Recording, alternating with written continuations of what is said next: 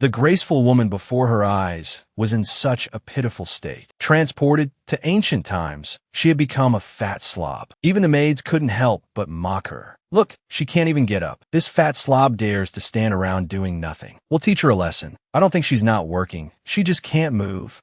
She really thinks she's a young lady? She should take a look at herself in the mirror. The woman opened her eyes. The surroundings were unfamiliar. She seemed to have fallen to the ground, but why couldn't her hands touch the floor? Looking closely, she was startled. What was this? Her hands were so swollen, and she was wearing ancient clothes. Could it be that she had traveled through time? Weren't time travelers supposed to be stunningly beautiful, with cheat codes to seduce men? How'd she end up looking like this monstrosity? The woman calmed down, consoling herself that perhaps she had arrived in the Tang dynasty, where plumpness was considered beautiful. But she was so fat that her hands couldn't even touch the ground. This was truly too much. Just then, a maid walked over. You cursed fat slob, get up quickly. When the madam comes, you'll be in for it. This courtyard isn't clean yet. I advise you to be smart about this. Another scheming girl with 2 braids chimed in. Oh, sister man, this fatty is still the legitimate young lady of our Han family. Is it right for us to treat her like this? Sister man replied carelessly. The madam said that those who only eat and don't work should be thrown out. This pig eats so much, she should do more work. Then she threw the broom in front of the woman.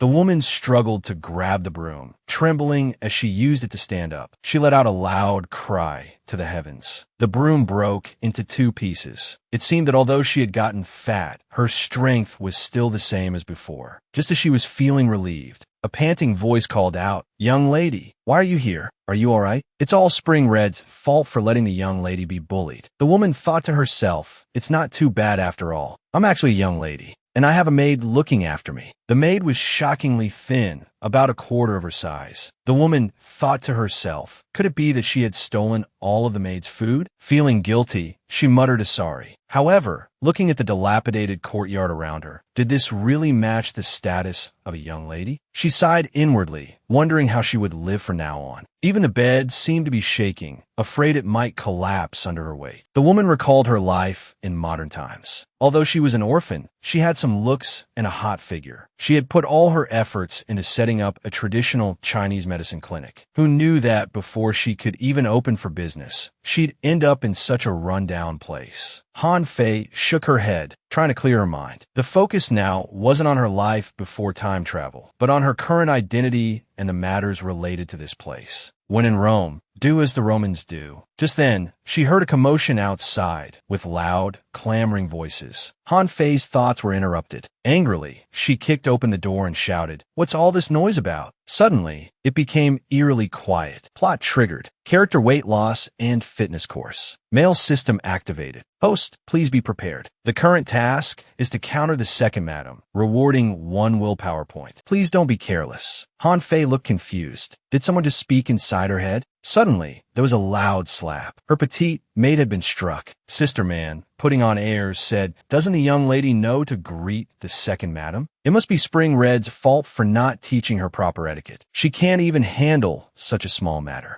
Han Fei's face turned cold. Inwardly, she thought, how dare they bully me like this? Looking at the older woman before her, exuding an air of wealth, she guessed this must be the so-called second madam. Han Fei immediately changed her demeanor, scurrying over and saying, "Aunt, it's my fault. I didn't come to greet you." The second madam watched Han Fei wobble, secretly delighted. She thought to herself, it seems the recent doses need to be stronger. This pig has gotten even fatter. However, she found it more pleasing to the eye. Han Fei looked at Spring Red, whose face was swollen and red on one side. She took a deep breath. Then suddenly, she turned and slapped Sister Man to the ground. Everyone stared at the usually timid fatty, shocked that she dared to hit someone. Their jaws dropped in unison. Han Fei dusted off her hands and smiled at the second madam, saying, "Aunt, this is what I should do. No need to thank me." Hearing this, the second madam felt uneasy. The girl's expression seemed so fearless, even different from before. She scrutinized Han Fei carefully. Just then, a flock of crows flew by. Nothing seemed amiss, still the same as before. She wondered what could have changed. As she pondered, the maid beside her, covering her face, painfully called out, "Madam." She wanted the second madam to uphold justice for her. Han Fei immediately put on a fierce expression. Clearing her throat softly, she interrupted them, saying, "Our household has strict rules, but this maid is disrespectful. Aunt, you haven't even spoken, yet a servant dares to interject. Isn't this disregarding your authority?" To put it more seriously, could she have some inappropriate thoughts? The second madam recalled a recent incident where Minister Li's family had married off a maid who became a favored concubine. It caused Madame Li to cry day and night, becoming a laughingstock in high society. Could such a thing happen to her as well? The mere thought infuriated her. As the second madam glared viciously at the maid, Han Fei watched from the side, secretly smiling, relieved that her instigation had succeeded. Fortunately, she had watched some palace intrigue dramas out of boredom before. Otherwise, she might have been the one being pushed down the well now. Suddenly, there was a ding sound. Host has successfully repelled a plot character once. You've earned 1-star coin. Usage permission unlocked. Rule phone reading activated. Please keep up the good work, host. Weight loss and fitness conquest. Mail system at your service. Han Fei belatedly realized that someone was indeed speaking in her head. Looking at the rule phone only she could see, she couldn't help but marvel. Had heaven turned her into a fat lady, but also given her a cheat code?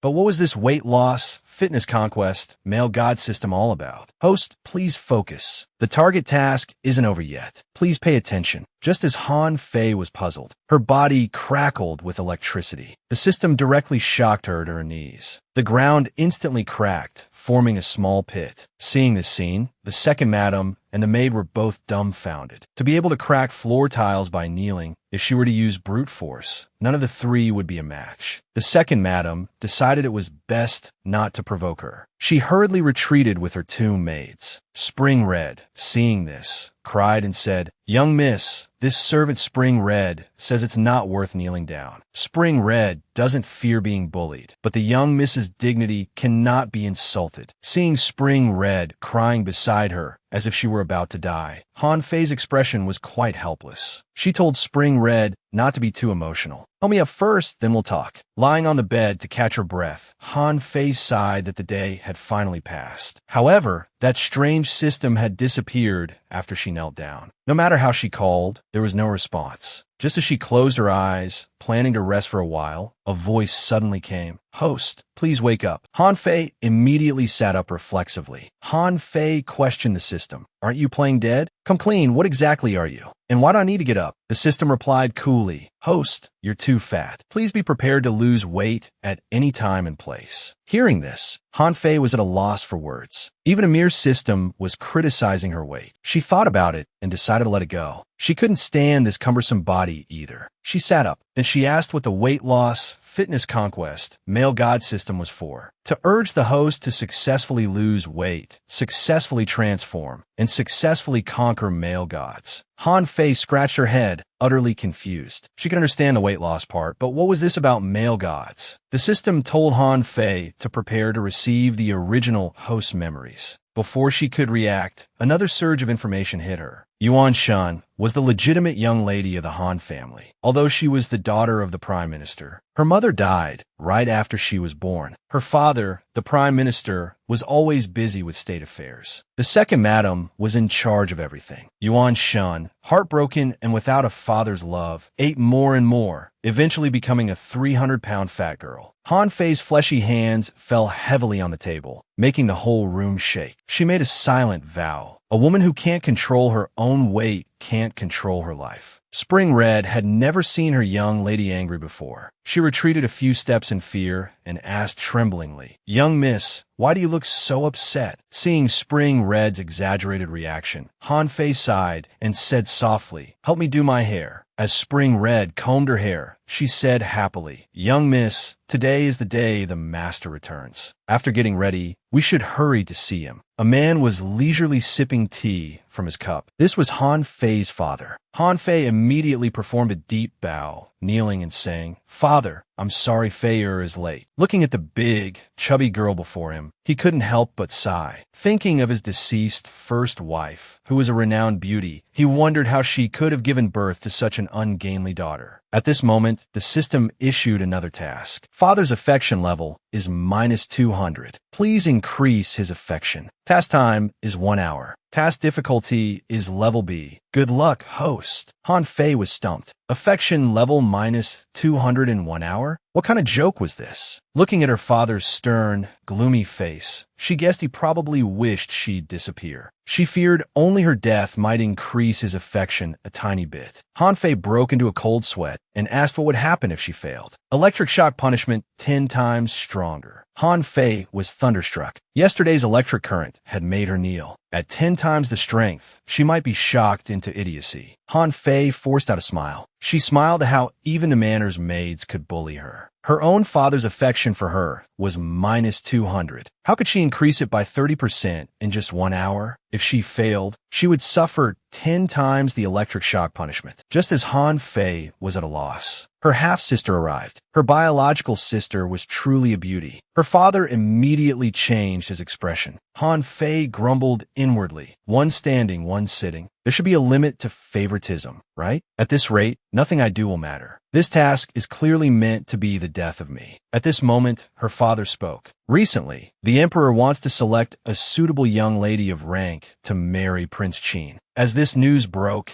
everyone's faces turned solemn, but then discussions began. To better care for Prince Qin, the emperor required eligible young ladies from each family to enter Amma Palace for a period of female training. Rumor had it that young ladies who received this training were the most likely candidates to serve the royal family in the palace. Even if not chosen by the emperor, they would be highly sought after by officials and nobles. There were rumors that the crown prince's consort would also be selected from this group. Han Fei listened to everyone's conversation. She was pondering how to improve her father's affection. Suddenly, there was a ding sound. Her father's affection had dropped by 10 points. Thinking about the lightning strike she'd suffer if she failed, she panicked. She hadn't done anything just now. How did it drop again? Now only half an hour remained. It was like a bolt from the blue. Her father spoke again. The emperor's intentions are clear. Naturally, the young ladies of our Han family cannot refuse. Her sister immediately bowed and said, "Father, Yenner is willing to enter Amma Palace." Her father was delighted to hear this. Han Yen was his proudest daughter, especially since her birth had been accompanied by auspicious signs, which even caught the emperor's attention. If she could become the crown prince's consort this time, just as he was rejoicing, a whimpering cry was heard. When they realized its source, everyone's hair stood on end. Han Fei was seen crying, saying, "Fei misses mother. I just can't help it." Hearing this, her father thought of his wife and was suddenly stunned. Mother also came from Amma Palace. They say she was one of the 3 beauties in the palace back then. Such a beautiful and wonderful mother married father. She must have liked father very much. Fei is happy for mother. Her father stroked his beard sorrowfully, thinking, if Yuan hadn't passed away so early, we would probably have been a loving couple. The system prompted that affection had risen by 20%. Seeing such a rapid increase, Han Fei immediately pressed her advantage, saying, "Father must miss mother too. Being apart for so many years must be very painful. Fei can't share father's sorrow. Fei has let mother down. It's all Fei's fault." Her father immediately broke into tears. The bitterness in his heart was excavated today, and he cried uncontrollably. Affection value restored to -100%. For exceeding the task requirements, the system rewarded 3 new coins, qualifying for access to the next system level. Just as Han Fei was feeling happy about completing the task and avoiding the electric shock, a voice drifted over. "Since Fei misses your mother so much, you shall enter Amma Palace along with Yenner this time. It will fulfill your father's wish as well." Han Fei was stunned upon hearing this. She wondered if she could take back everything she had just said. She really didn't want to go to that wretched Amma Palace, but she could only reluctantly accept reality. Back in her room, Han Fei opened the so-called system interface. It looked somewhat familiar. The system had levels 2, 3, and so on. Han Fei was currently at level 1. The items for sale were merely daily necessities. The new coins obtained from completing tasks could be used to purchase items from the system. These items could help the host complete the next task. The system asked Han Fei to give it a name. She decided to call it Royal Little Treasure. The system began to anthropomorphize. A blue sprite-like creature appeared. It started transforming like in Balala Little Magic Fairy. First, it changed its hands, then its lower body. It performed a sensuous mermaid dance, then sat primly like an angel. Just as Han Fei was anticipating its final form, the scene before her eyes shattered her worldview. What on earth is this thing? Han Fei quickly covered her eyes, trying to unsee it. She muttered to herself, "It must be a hallucination. Evil spirits be gone. Evil spirits be gone." Little Treasure struggled, telling host Han Fei not to misunderstand. It explained that this was due to insufficient energy for the anthropomorphization process. Han Fei was utterly speechless. Insufficient energy? With those muscles? How could that possibly look like insufficient energy? Fine, I'll reluctantly accept this setting. Han Fei sighed, asking how many new coins she had. Little Treasure cheerfully replied, "Currently, you have 4. Han Fei looked at the system's merchandise. The cheapest item cost 50 star coins. She had worked so hard on tasks, only to get 4 coins. What could she possibly buy with that? Little Treasure kindly suggested that the host could advance 50 star coins and repay them later. Han Fei considered this, thinking she didn't need anything particularly at the moment. After all, she had to prepare for her journey to Alma Palace. She should start controlling her diet and exercising a bit. This way, she could also earn some new coins. However, after just a few steps, she was exhausted. This wasn't right. Sure, she enjoyed eating, but even if every meal was fatty meat, she shouldn't have gotten this fat. Moreover, the flesh on her body was very loose and soft, lacking form. When pinched, it took a long time to bounce back. The second madam had given her extra snacks this month. Han Fei was tempted, having never tasted ancient pastries before. The flavor must be exquisite, the pure, natural taste. Even if she was on a diet, she couldn't resist trying one piece. Just as she was about to put it in her mouth, she noticed something off about the pastry smell. Her regular meals were always eaten with spring red. If those were fine, then these snacks must be the problem. Han Fei sniffed carefully again and detected a faint medicinal scent. Seeing her young lady motionless, Spring Red asked curiously if the pastry wasn't to her liking. Han Fei snapped back to reality and questioned Spring Red. She learned that the second madam was in charge of these pastries, providing them once a month. It was now obvious that the pastries were problematic. Han Fei instructed Spring Red to pack up the pastries and find an opportunity to discard them. But Spring Red, still somewhat reluctant, asked why. "Young lady, you used to love eating these." Han Fei replied seriously and sternly, "Why do you think I'm so fat? It's because of these things." The second madam isn't so kind-hearted. Upon hearing this, Spring Red's hand trembled, nearly dropping the pastries. Frightened, she asked Han Fei what they should do.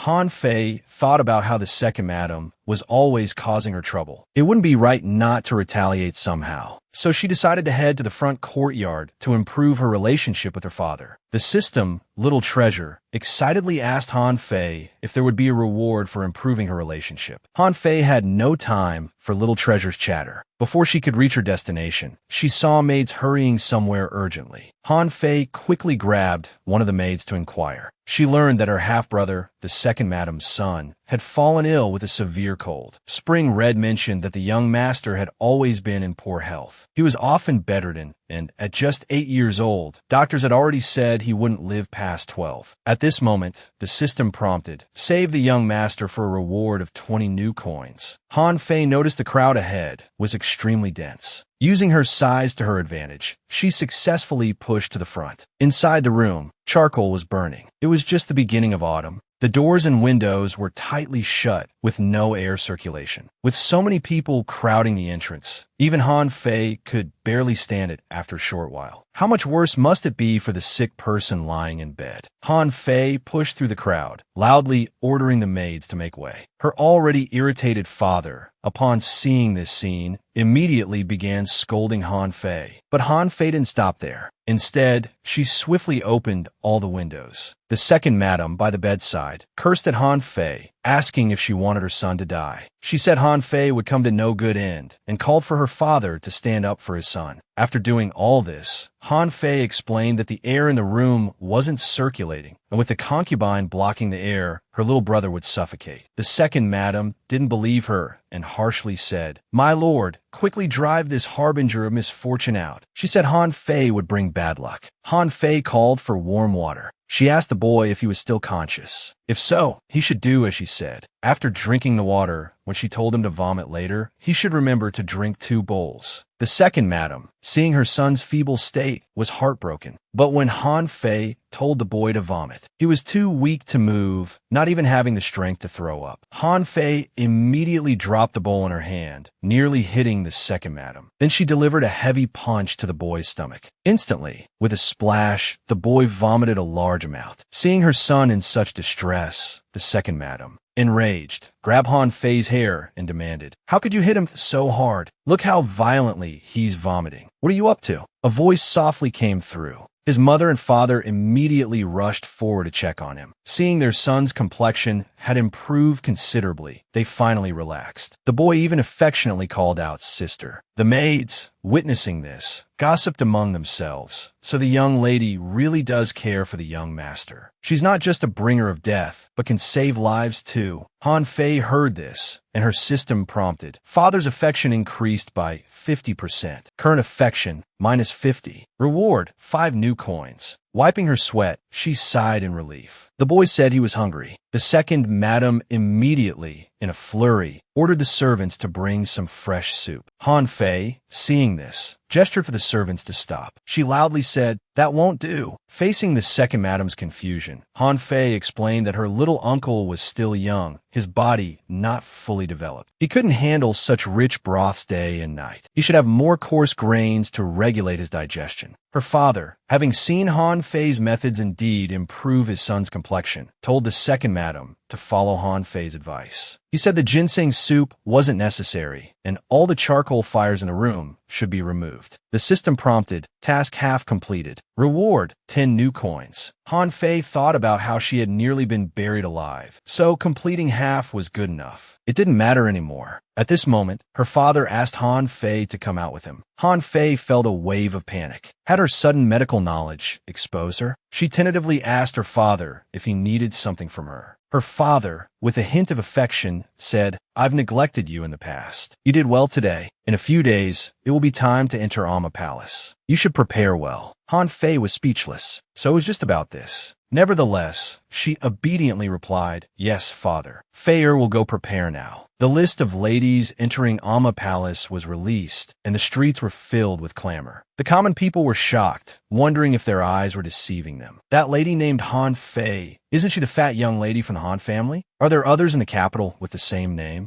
They mockingly said. Who gave her the courage to participate in this election? The sound of people's mockery disturbed the prince who was drinking tea. He curiously asked his subordinates what was going on. A palace maid explained that every time Amma Palace opened its doors, the common people would secretly place bets on which young lady from a noble family would win. This year's event was so sensational. I reckon it's because that Han Fei is also participating. The prince's handsome hand picked up the teacup and took a sip. Looking towards the street, he softly called out Han Fei's name. He expressed a question. At this moment, the procession of sedan chairs entering Amma Palace arrived. One sedan chair was noticeably larger than the others, standing out conspicuously. The sedan bearers were carrying it with great difficulty. Spring Red beside, it was still worried that the young lady might be hungry. She was about to toss in the prepared snacks when the usually dormant system popped up. Host, please maintain your motivation to lose weight at all times. Han Fei felt instantly irritated. However, for the sake of better survival in this era, she still decided to lose weight. With that, she lifted the curtain and said, "Spring Red, I won't eat anymore. You can take it back." In order to see the beauty of all the young ladies and know who was most likely to win, who would have thought that instead of seeing a beautiful young lady, they saw a huge pig's head poking out from behind the curtain. The commoners laughed so hard they could barely catch their breath. "Mom, I want to eat candy." "Eat what? If you eat any more, you'll get so fat you won't be able to get married. Look at that person." They saw a maid holding a banana, for sedan bearers were carrying it to the point of questioning their existence. each step taken with great effort. Spring Red was so angry her eyes were glowing. She clenched her little fists, ready to fight back. Han Fei calmly said, "Spring Red, don't say anything." Spring Red became anxious. She turned to the young lady and said, "But they're going too far." Han Fei, steady as an old dog, looked at her and said, "If a dog bites you, are you going to bite it back?" The palace maid enthusiastically introduced to the prince. "That's the eldest young lady of the Han family, Han Fei." The prince, looking at the expressions of the common people, remained silent. Inside the sedan chair, Han Fei lost her smile for the first time. With a heavy heart, she asked the system, "Little treasure, how exactly did the original Han Fei die?" The system was silent for a moment before telling Han Fei it was better not to know. Han Fei recalled how the maids bullied her when she first traveled through time, adding to that the mockery and derision from everyone. Many times the words from people's mouths were like knives. Hearing those hurtful words too often, the damage was done. They were all like torture devices that ground down the original Han Fei bit by bit. She was just a child without a mother's love or father's care. How could she bear such a heavy burden? Han Fei learned that the original Han Fei had willingly given up her body to be reborn, which was why she could possess it. She hopefully asked if she could return to her original body. Little Treasure weakly said, "That body has probably already been cremated." Han Fei had no choice but to accept it. Reality quickly arrived at Amma Palace. A woman who seemed not easy to deal with came into view.